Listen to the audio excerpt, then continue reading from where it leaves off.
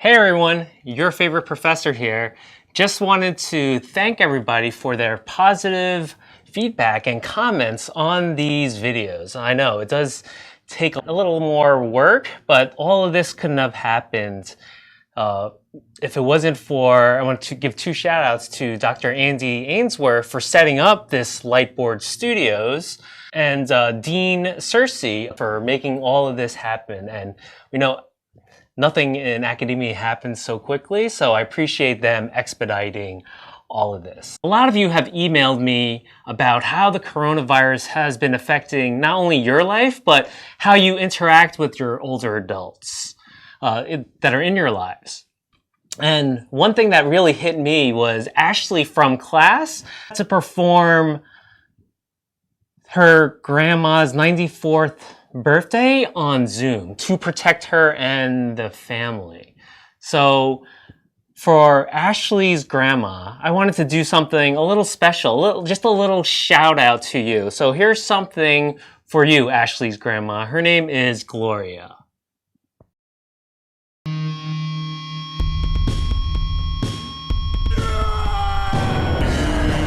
It's your birthday today, Gloria. It's your birthday today, Gloria. Rock and roll and celebrate. Celebrate, we will. Lose control and you cut the cake. Cut that the night is yours. Destiny awaits. Oh, wait with so me. Share toast with your closest mates. It's your birthday today, Gloria. It's your birthday today, Gloria. Grab your goodie bags. Open your gifts. Blow out your candles.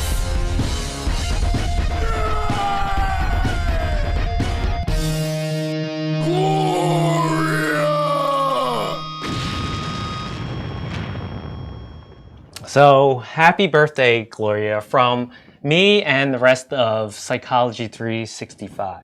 So thank you, Ashley, in particular, for sharing your experiences as it relates to the class, and everybody else also that shares how this class how they integrated this class into their lives, right? Because the main goal is to give you that snapshot, the snapshot of you.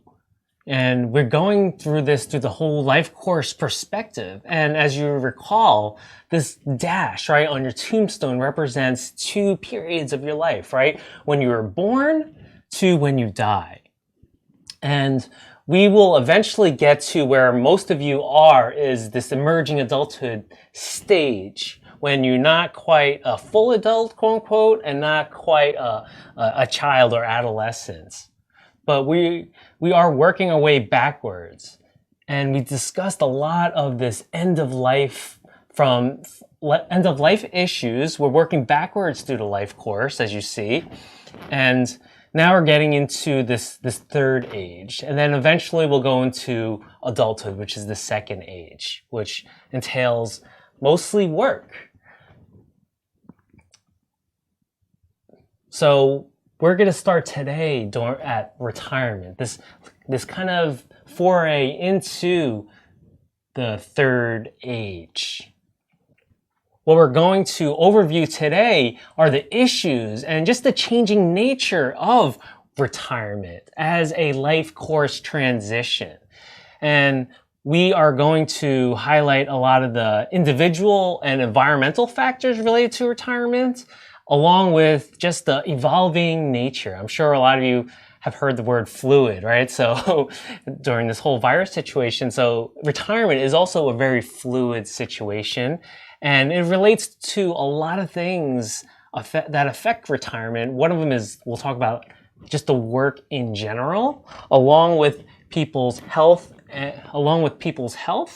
and wealth, along with relationships, and even policies, right? Social policies that affect retirement and other circumstances. So when we talk about retirement, we talk about maybe these plans, right? And retirement is not it's a word that means different things to different people. Well, traditionally, when we think of retirement, we think of this retire completely, which involves just saying exiting completely from the workforce, going to a different part of life. And nowadays, you'll see more and more people are starting to shift, right, towards this backward, right, cutting back on work and maybe doing some phased retirement, right, lessening their hours gradually. While others are doing more of the shift towards retiring, going in and out of the workforce, or people are just not retiring. And we'll discuss all this. Or people just don't even have plans. They don't think about retirement. And when that really happens, you start to see a lot of this happening. People in denial about aging, like we have discussed in this class. About 1/3 of people in their 50s, they don't even have a retirement plan. And just the nature of retirement is changing so much. It used to be so much simpler, right? You worked 30 years at a particular one workplace, you grew old there, and then you moved to Florida. And then you are now retired. You're living out the rest of your days in sunny Florida. And here's a little meme about there's bikers in Florida. And you had a steady income coming. You had a pension, right? What we would call a defined benefit, right? You knew how much you were going to get every single month, right? And for forever, essentially, it was paid by your employer. But now we know that it's changing, right? It's rare that we have pensions nowadays, and more towards what we'll talk about, like 401ks, right? When the amount varies so much. But the baby boomers are experiencing retirement a lot different than how you will experience retirement, based on these defined pension benefits, along with these their policies that are going on right now. Why Florida? So traditionally, and still currently, there are certain states that are more tax-friendly, we would say, for retirees. One of them being Florida right here. And Nevada is also another one. So these are states where essentially your pension or your retirement fund stretches further. So hence why traditionally people moved to these states.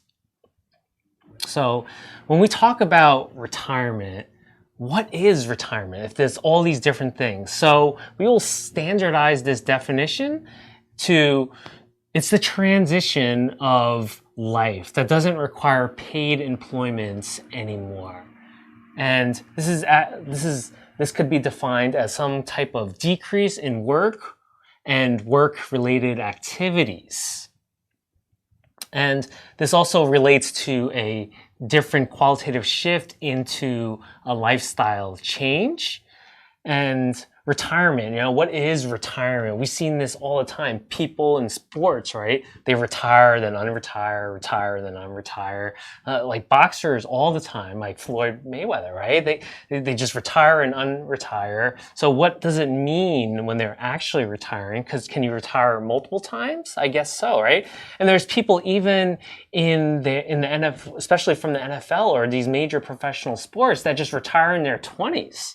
Is that retirement? Yeah.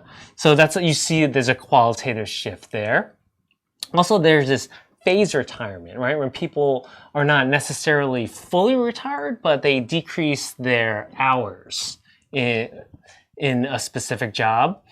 And there's also retirement, like you work 20 years, a lot of this in the potential like civic duties offices, like a police officer, a firefighter, like 20 years, and then you are out, then you are retired.